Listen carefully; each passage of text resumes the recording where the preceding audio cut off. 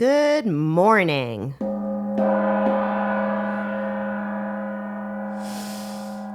Welcome to Trust Your Gut, y'all.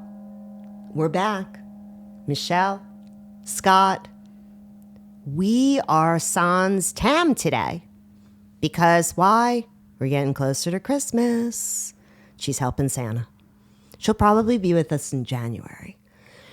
One of the things I think about trusting your gut at this time of year that we hear a lot of info on, and it's relevant beyond the holiday season, which is currently where we are. Although as time is dissolving, maybe we can actually stay in the holiday season all day, like all year long, Scott. Like I'm one of those people, like you know me, Scott. Like I could listen to Christmas music all year. I mean, people hate that, right? But I don't know. You've been working on me with this whole time thing. Speak to that for a moment, if you would.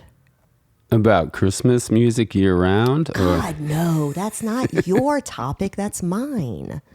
Your Indeed. topic is something else.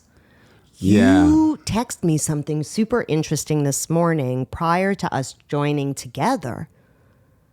And this is kind of on the eve of supposedly a big birthday for you. Oh, yeah. My Capricorn bro. That's right.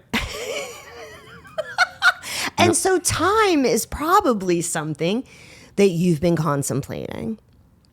And in terms of faith and time, I think that those things can be very interesting. I think people honestly go to faith at specific times in their life. But if time is kind of this illusion, what happens? I mean, what's telling you that age won't really matter the way that it does now in maybe 5 years from now? I mean, at least for those of us that are walking that path. Or depending on your timeline, it doesn't matter now. I guess if you start whittling down the physics and philosophy of that, that the opportunity is always right now in this moment for those things to be true in your actions and in your existence. So if time is imaginary, age would, by natural laws of deduction, also be imaginary. Okay, but let's talk about the reality of numbers, though. That's a great question.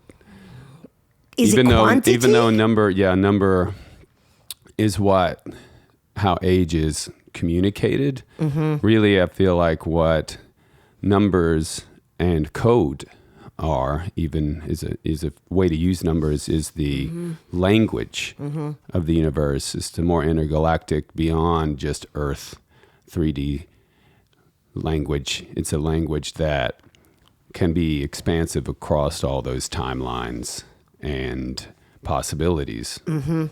Are numbers a consciousness? Maybe like people are discussing right now that the underlying structures of our universe are geometric and that's a consciousness?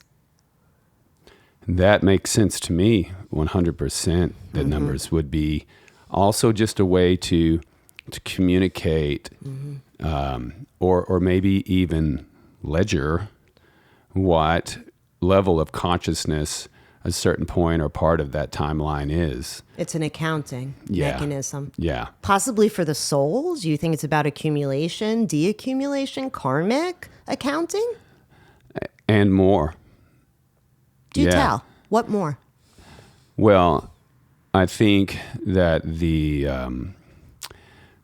they're an accounting, yes, but they're also a way to, when combined with tone or frequency, can then also be a way to access and maneuver through the timelines and through your experiences. Then our waking lives become more like a lucid dream in which we are able to maneuver through the timelines or whatever experiences we are with our soul here necessary to have. what did I say in that text with the alliteration? We can traverse, travel, trial, and tribulate with the combination of tone and number. Music is the biggest form of that, but it can be different than the way we think of music, because we can change even the frequency with which the instruments are tuned. Yeah, for sure. And that's then things. So it's let's possible talk. our planets even. It's possible that the planets, that's how they move. Well, let's based talk on about tone. a little bit more right, the planetary tonal movement. Yeah, Absolutely. they're That's how like the processional is organized, so to speak. Yeah. If we were to take it down to an individual level about trusting our gut, okay? One of the things that I'm very intrigued by in a lot of this world conflict, chaos into order, which is what I believe we are heading towards. That's what my gut informs me of, because I'm with individuals every day that are talking to me about their heart expansion. They're talking to me about their passions and their hopes and their dreams and the fulfillment of those things. And they seem to be holding space that there's a belief structure that those things can still actually manifest, even in the chaos that we're currently, some of us, experiencing. And taking that eagle, 40,000 foot view, I really believe, and you've heard me say this a lot of times, Scott, that culturally, if we shove all of our ick into a closet, right? Like at home, like we usually have it's that closet. Or it's like, ooh, that drawer, And it's like, you've heard the expression, junk drawer. Your junk drawer, your junk closet. By the way, my father told me that I sounded Southern in this podcast. I was like, oh my God, that's horrible. So junk drawer just made me think of my dad. When we shove a bunch of ick into something to contain it, you can never touch it again and just let that sit. Or you could begin to think, oh, what would it feel like if we actually start to clean that out? Which is what I believe generationally we are currently doing with the Gen Zers that actually have resources now and movement on the planet, the millennials that have been holding space for us to open up to our tone and our frequency, our Gen X crew that kind of went underground to change things because we had some form of faith or belief, and I'm going to talk about the difference about those things in a second, but there was a shift that we knew we had to start to clean up certain things generationally out of the junk closet or the junk drawer.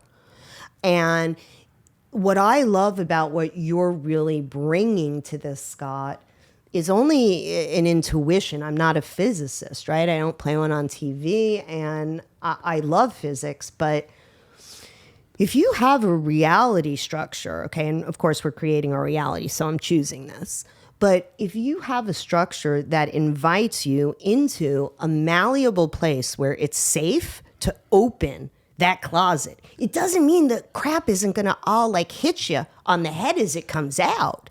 It might have to, in the way that a Zen master sometimes has to crack you over the head with a bamboo stick to wake you up. The awakening. And so I feel like what we're doing in all of this, whatever this existence collectively looks like right now, I think that if we can trust collectively our gut, that we know we're just cleaning out the junk drawer.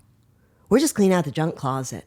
Mm-hmm. And it is going to be so clean in there. It's going to look like California closets went in there. Yeah. My step-grandfather founded that, by the way. He was a great guy. And California closets came in, and they would take the most disgusting closet. My brother worked for them for a minute. And all of a sudden, people would start taking photographs. It was one of the first big before and after things. And it was like a big sale to clean out your closet. People spent tens of thousands of dollars doing it. So I think what we're doing right now is cleaning out the closet of junk frequencies. Right. And Junk- what is the quickest way to clean out the junk closet?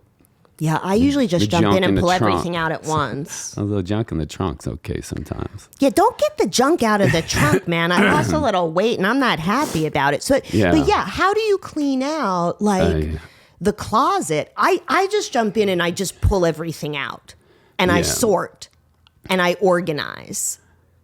Well, I think Not everybody it's can possible handle that it. the most direct way that we're talking about on a more metaphysical junk way. Mm-hmm. And this is, yes, I have a background in physics, but I when I'm saying these things, it is more from a gut intuition. Understanding, dream state understanding. If Lee Harris was talking, he would say he's channeling. But I'm trying to kind of break down that barrier so that others can Correct. own their The mystic. higher, own their mystic, and not have to say it's coming from somewhere else. It's coming Correct. from them. That's why we're doing this podcast, right? I mean, Yeah. to build that trust in our gut that Yes. we are the authority. And I think the On most us. direct way to start cleaning that junk is by taking ownership of our thoughts. Our thoughts, individually, one at a time, change the molecular structure within us. And our And hearts. it is physics. Recently, there have been studies in physics. We're more water than we even had originally thought our bodies were. Yes, we're upwards And- of 90% water. And there have been experiments done with taking water samples, say saliva or tears. Dr. Motivated, Austin. And recently, immediately after a certain thought, I think Pam Gregory talked recently about this lady that It was thought Veda of the Austin. thought of the infinity symbol and took her saliva Veda sample Austin, and yes. tested it to test further than just shapes, thinking of certain words, but she thought of geometric symbols, a geometry. Well, it was And also then it contained that sample had the specifically what it was about, though, is about consciousness. yes. It was about the consciousness, and the consciousness, because we are water and we flow and we move, and consciousness can absorb, consciousness can create, consciousness can repel, consciousness can move. All of those things that we do not have awareness of, but are creating our awareness of what it is that we're doing, Yes. are the things that Veda, Austin, and Pam were talking about Yes. in terms of how we speak to each other, but within ourselves, our thoughts, our 100%. feelings, our emotions. And that water has even more forms than the three that we originally had thought. It's likely that there is I'll Yes. call it plasma form of water, and it is more and more being revealed, whether it be intuitively or with sheer physics, that that same percentage of what the universe is comprised of is plasma, and therefore, as we individually and think and then collectively alter our interior plasma and water terrain, we can alter the more grand plasma and terrain. So And to kind of that's where everything that's what binds it all together, I think. And like that's where that unity consciousness of God and goddess exists versus a polarizing divisive consciousness that is not God nor goddess. Okay. So let's do this. Got a little esoteric out there. We're going to take it down to our personal water level. Within us, and I'm saying this as a colon hygienist, and I want to be super clear. Okay. There are people that come to see me every single week that don't drink water. Yeah. Pretty mind blowing. People in education, people that are emergency workers, people that are in service to others, that their needs the other need comes before your own. are the ones that I find are in the least awareness of their water intake, which I find astounding. And I say that as a reform educator who was exactly what I'm explaining, okay? And then as a colon hygienist and a therapist that is doing just this. I'm serving people all the time. And I feel like in the awareness of our own water, serving ourselves water as opposed to making it some chore. Like, you know, people are like, oh, what a drag, man. Like, I have to drink water and then I have to go to the restroom. It's a pain in the ass, literally. And I'm just like, what? And I said, well, just a biological standpoint. Because truthfully, I'm not sure what they're teaching in school these days. I had a conversation with a 7-year-old yesterday who asked me if a fish was a mammal. Mother was horrified. But I said, he's only 7. Don't be horrified. He's learning. So what I think about this whole water thing, so I'm going to digress for a second as to how this actually occurs. Because if we know that we're 90% water, water is like super important to our flow, to our consciousness. We're cleaning out junk from us. Water is like the thing that we need to use for it. Having the faith that all of this that we're doing is going to kind of work. So what do? Okay, you drink water. You actually commit to serving yourself. Well, people are like, well, what do you mean? Then I got to go potty. Okay, moving your blood and breathing. Let's just talk about that. Use about 1 1/4 to 1 2/3 a day of water just for respiration. If you choose to not drink water outside of that, the water is going to come from your cells, right? It's going to start pulling from your cells. That's just like basic biology. Okay, the biology of it, whatever. What I'm more intrigued about is the behavior of not taking water, not serving oneself, right? Like not fully loving oneself. It's like that whole oxygen mask thing that we've been talking about, putting our own oxygen mask on first. Like in order to trust ourselves, and this is not truth, it's just a belief that Michelle has right now. I think that you have to be in balance and actually in some form of homeostasis to get to your higher self. And water seems like a really primordial, primal level thing to start for us to clean out the junk and have the faith that we're in a process that as we're cleaning out this junk, flow is going to come. Alignment, homeostasis, balance. Yes. Bruce Lee says, be like water. And how does water exist? It is, by definition, malleable, right? It adjusts to its climate, to its temperature, to the moon, to the planets.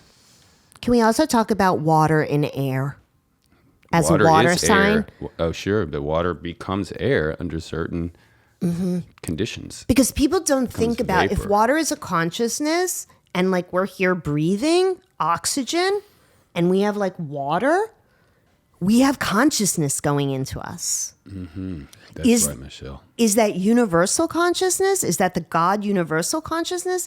Is that a reverberation of us and that?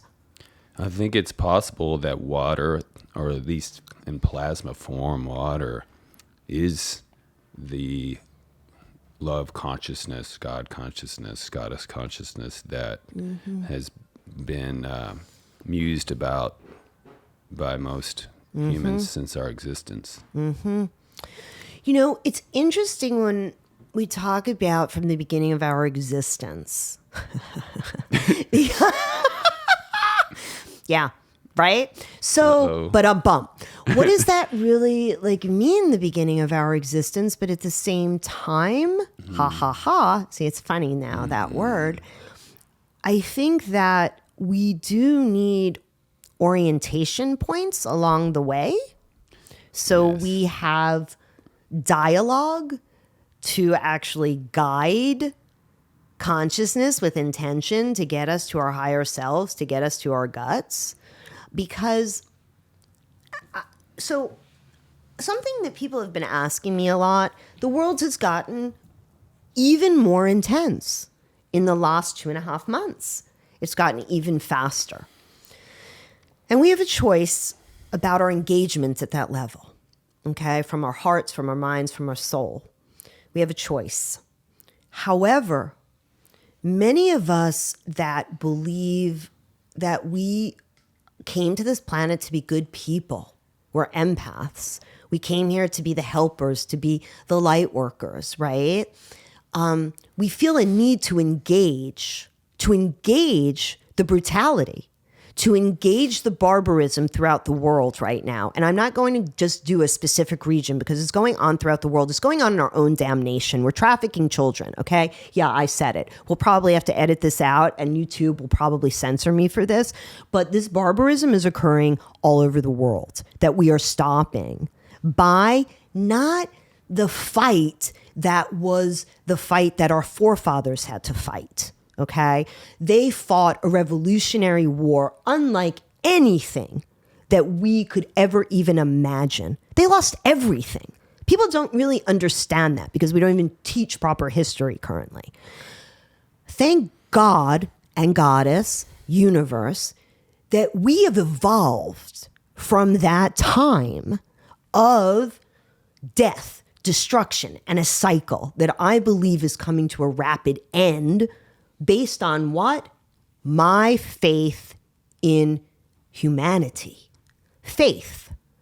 Faith is like one of those words that's become like, oh, faith. Are you talking about like Jesus? Oh, are you like talking about, I'm sorry, I'm going to do it. Are you talking about like a specific, I'm going to just say service provider, okay? Because I have been, so just a background about me. I've done it all when it comes to God. I have known God from the time I was in utero, okay? Probably because that's another story for another time. But I came from very unhealthy people who are not my parents. They were just the biological people that stepped up to bring me through. And legitimately, I have known God from the time I could say God. I am one of those rare birds that was not programmed for God. In fact, my father, not the biggest of God guys.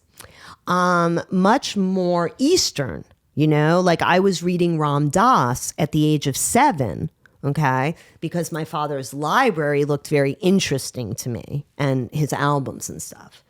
So when I talk about faith, and yes, I live a Judeo-Christian existence, okay? For what most people look at me and they say, hey, you know, Michelle's Jewish, Michelle, blah, blah. What I can tell you is that I went to the installation of Lord Ganesha at the Ganesha Temple.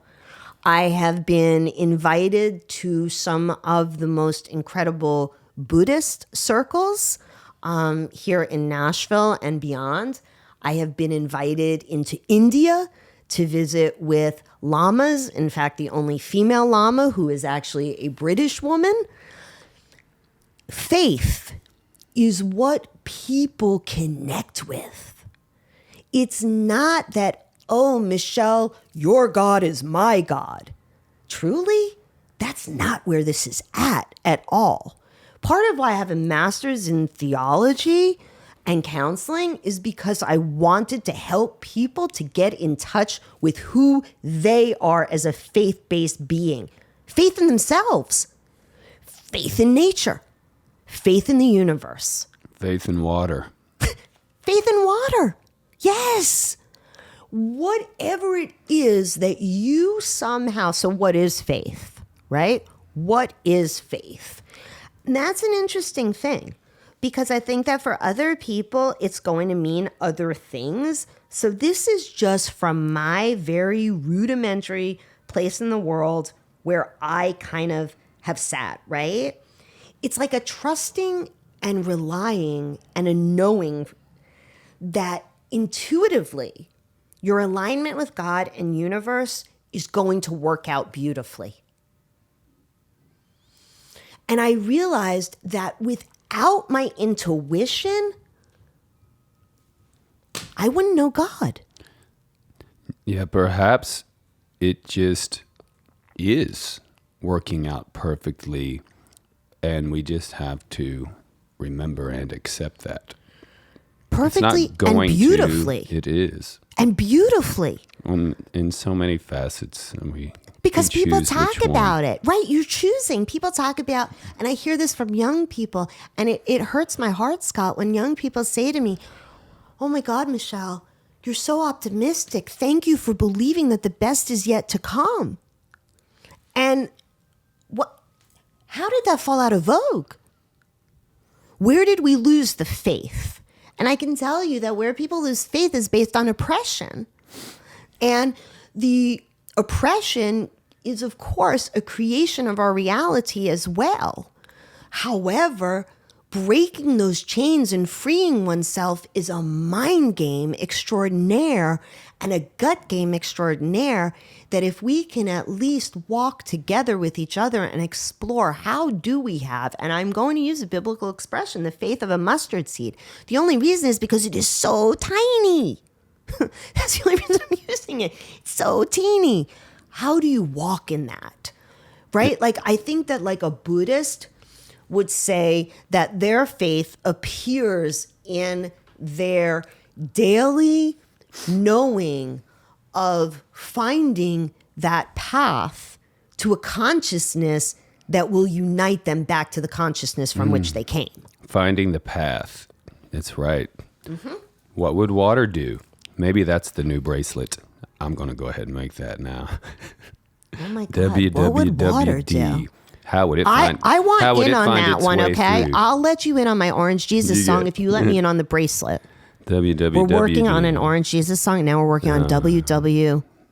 What would water do? How would so it it's find like its way through? WWWD?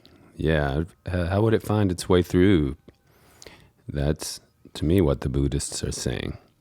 Emancipate yourself from mental slavery. None but ourselves can free our minds. Somebody way more famous said that. Amen. But we don't condemn and we don't convert.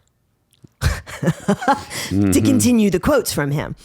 And so, and I always want to be super clear and loving. And I see people from all walks of faith. In fact, I will share a story this week that happened in my office. I had a woman come in who is Muslim. She's Somalian. And she was raised traditional Muslim under Sharia law. Okay? For women that are circumcised, that's a big deal. Mm-hmm. So I say this to say that she is a modern woman living here in America now. She works, beautiful soul. She wears her hijab. She actually took it off in front of me to show me that I am her family. And I shared this with friends of mine from different parts of the country that are having a rough time with division and the illusion of what is going on and the reality of what is going on, because it's not all just an illusion. There is a reality that people are in as well, and I understand that. But the consciousness that came to me from that experience is with knowing in faith from our hearts that we connect with human beings at the most primal level, intuitively, based on your vibe. This client and I vibe at the same time, right? You could say we were sharing the same hallucination, we were in the same place, same time, but we were vibing together in a unity form. Right? And that vibe is what the world, it appears right now, wants to shed and tear apart within us. The collective consciousness world, right? The newsy world, the 3D world that people are scrolling through, social media. Yeah, I don't find that to be the collective conscious, though. That is not the collective consciousness. The collective consciousness is searching for what the experience you just had, which is a frequency that is harmonious with theirs. Those other things are not the collective right now. They're the minority. That's a great belief, and I pray that you are right. I don't know. They're grasping and clasping Good. at the cliff's edge to try to hang on. Good. Unfortunately, the planets and stars don't support their cause. Maybe they could actually just put their have a hand few out months. instead of trying to hang on and take a Yeah, hand. Exactly. Right? Right. Rather than taking a knee, take a hand. Indeed. Just saying. So, one of the things about faith that I believe you can actually measure is within yourself. Okay? When you begin a project that you are passionate about, that you believe in, right? Let's use this podcast as an example. You can have doubts and you can have questions about, is this really going to work? What am I doing here? I don't even have the episodes like numbered, like in order. Oh my God, where are we going? How are we going to house this? What's happening? Or you can just say to yourself, this is a faith-based exercise because my intuition and my gut and my trusting and my knowing and my faith in God, Goddess, universe is greater than my not knowing. And so, for me, life is a greater than and less than symbol, Scott, a lot of the times, because I don't think it's this or that. And so if you can get the greater than and less than to where you're stepping into what's greater rather than what's less than, you've ended up on the right side of the equation. Right. And it only takes a little bit of the greater than to topple anything that needs to be toppled. Like the junk in the trunk? Yeah, there's a great tennis statistic. Many people are, Roger Federer, one of the most famous athletes ever, and won 20 majors, one of the highest winning percentages in the history of the game.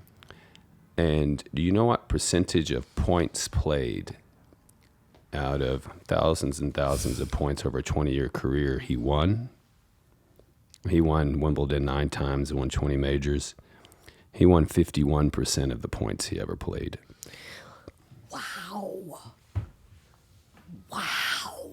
That's an incredible stat. Yeah. That's an incredible stat. Beyond tennis. All right. So we've got this then. We've got this. We've got this. And the reason that we've got this is because we've got faith and we know what water would do. Trust your gut, y'all. Take care. We'll see you soon. You are mystic.